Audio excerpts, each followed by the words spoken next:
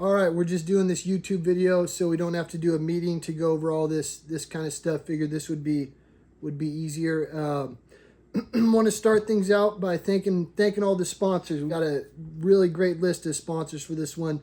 Jimmy Vasser, Toyota, and Chevy out of Napa. They're the main sponsors. They're covering all the costs for the tournaments. They were the main ones to do the cash sponsorships. So big shout out to Jimmy Vasser. Fish to West Films is going to be there filming it, all nice and professional and everything.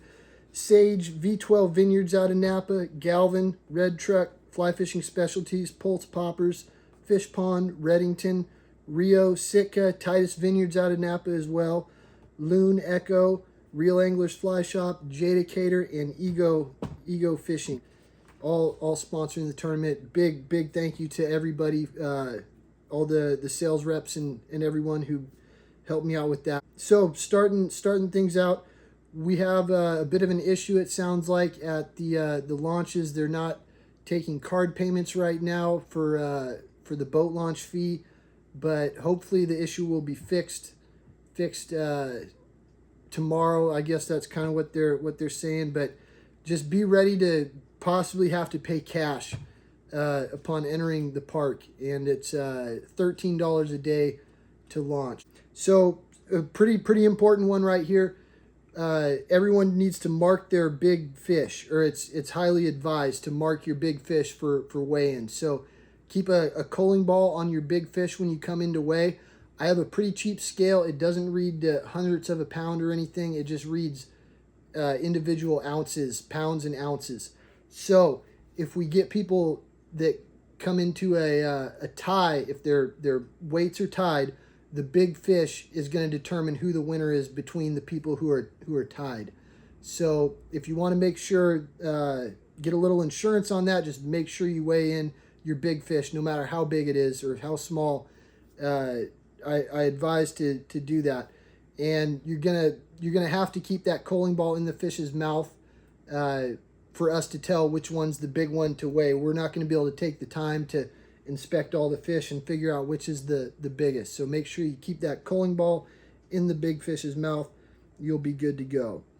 Remember to read the rules, whole list of rules on bugtoss.com/rules. Just some little reminders on the rules. You got to have your life jackets on when the boat is turned on, when the ignition's, when the motor's running. The life vests have to be on it at all points. It's a whole legal thing. It's not my rule. It's a legal thing for tournaments. Your running lights will have to be on in the morning. Make sure those are all running good. And you can turn your running lights off once you stop motoring after the blast off. But yeah, blasting off, the running lights have to be on. Make sure you guys have good culling balls. We're not using the culling balls that pierce the fish's lips. They need to be the ones that kind of grip on like a clamp. Better for the fish with the nice culling balls. And no conventional rods on board. We're going to be doing live well checks and stuff in the morning. We are not permitting conventional rods to even be on your boat. I'm not going to make everybody clean out their whole boat for conventional gear, but no conventional rods, spinning rods, bait casters, etc. Keep those out of the boat. Reminder on the boat inspection stuff. You need to make sure you get the boat inspected prior to the tournament. Information is on my website. It's bugtoss.com/boat inspections. There's 3 different launches at Loafer Creek. You want to go to the first launch. That's the only launch that's open there. When you go into the Loafer Creek Park, the state park, you can turn, make your first left veer. Not a hard right turn, but it veers to the left, and the parking lot will be right there. You can show up early if you want and go in the parking lot, kind of get things ready, but they'll be opening the gate to cut the seals on the tags at 5 o'clock, so everyone can kind of start launching their boats 5 o'clock or later. So when you show up, you're going to have to go check in. You'll see it's going to be pretty obvious. I'll have a little table set up. Check-in is going to close at 6:15. We're going to give the first 20 boats that signed up their swag bags. We need to do live well checks. We're going to check for conventional rods. We need to sign liability waivers. etc. And check-in will be open at roughly about 5 o'clock in the morning to 6:15. 6:15 we're closing the check-in at Loafer.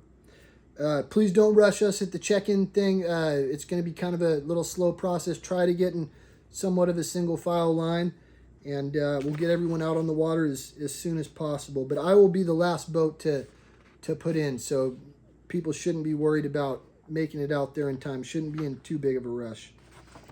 And I'll be going in a boat after that and motoring out to everybody, and we'll do the blast off from there. So expect to see my boat in the water around 6:15, and I'll have a big American flag on the boat, so you can't miss me. The goal is when you launch at Loafer, you're going to have to motor out maybe a quarter mile or something. You can wait till the sun comes up a little bit so you can see. You don't need to make that long 5-mile-an-hour motor in the pitch black.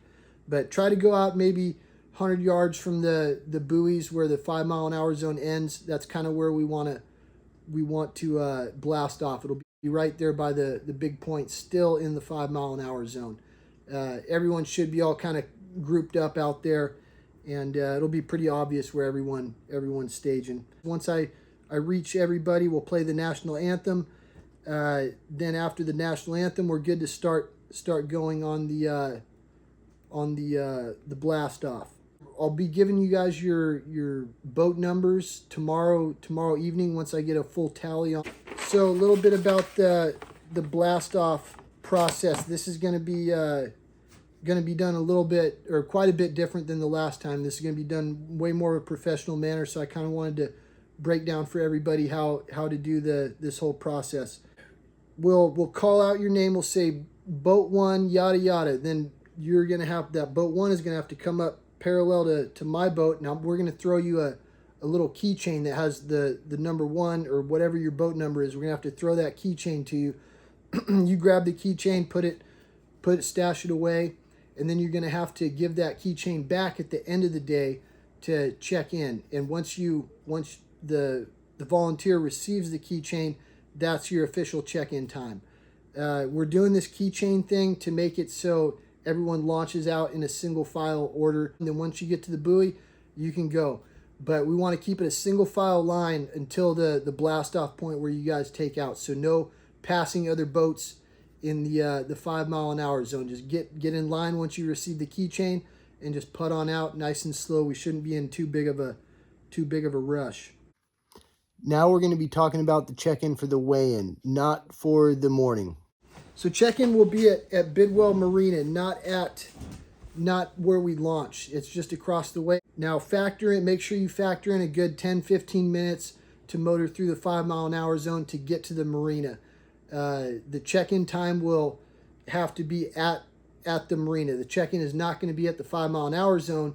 It's going to be all the way in. So give yourself plenty of extra time to motor through that 5-mile-an-hour zone so you don't check in late. If you check in late, there will be a penalty. So it's better to show up a little bit early than too late, most definitely. So check-in for the weigh-in will be at 2:40 for flight 1 and 3 o'clock for flight 2. I'll be sending you guys a text with your boat numbers and letting you know which flight that you're in. So that'll tell you if you're checking in at 2:40 or 3 o'clock. We're going to open the scales around 2 o'clock, so if people want to show up a little early, no earlier than 2 o'clock. We'll be there right there at 2 and ready to start weighing everybody's fish. So once you're done with the weigh-in, you're going to motor back across through the houseboats back to Loafer Creek. You can kind of release your fish wherever upon that from point A to point B. We just can't release the fish at the docks. The fish need to be released away from the docks. Barbecue and awards ceremony will be on day 2 only. We're not having a barbecue on day 1. All that will end roughly around 5:30. I'm guessing it'll be kind of a long process by the time everybody gets their boats all packed up and everything, and we get all the food served and do the whole award ceremony. It should take a little while, so I expect to be leaving maybe around 5:30ish for Sunday. Neil Poltz will be selling flies at Bidwell Campground, so feel free to go swing by and talk to Neil. He's going to have floating flies and poppers for sale, whatever you guys need there. I will have some jadicators myself. I don't think Neil has bobbers, but if you need bobbers, you can come talk to me. Thank you again for participating, everybody. This is a really special deal. I appreciate each and every one of you guys entering. It really means a lot, and this is doing wonders for the bass fly community.